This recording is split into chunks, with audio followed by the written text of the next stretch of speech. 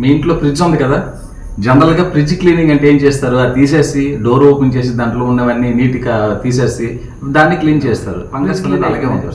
మరి ఎలా చేయాలి, ఏం చేయాలి, ఫ్రిడ్జ్ని క్లీన్గా ఉంచాలంటే ఏం చేయాలంటే, ఒక గ్యాస్ కట్ట పైకి ఉంటుంది డోర్కి, దాన్ని సైడ్ నుంచి తీస్తే బయటకు వచ్చేస్తుంది. వచ్చేసిన తర్వాత చూడండి, తీసిన తర్వాత దీనికి ఎంత డస్ట్ ఉంది చూడండి, కింద మీద ఈ సందుల్లోపు ఇదంతా ఎంత ఉంది చూడండి.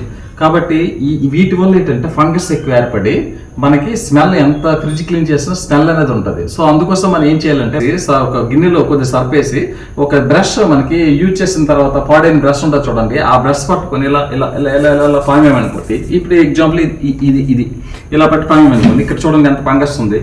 సో దీన్ని ఎలాగంటే ఏమవుతుంది, క్లీన్ అయిపోతుంది. అలా క్లీన్ చేసిన తర్వాత నీట్గా కడిగేసి మళ్ళీ మనం పెట్టుకున్నాం అనుకోండి, కనీసం 2 నెలలకు ఒకసారి 3 నెలలకు ఒకసారి ఇలా చేస్తే మనకి ఫంగస్ అనేది ఏర్పడదు. అవి క్లీన్ చేసినంత మాత్రాన ఫ్రిడ్జ్ క్లీన్ అయిపోదు. ఇప్పుడు కూడా మనం ఏం చేయాలంటే, ఇలాంటి ఫంగస్ పూర్తిగా క్లీన్ చేస్తే జబ్బులు రావు.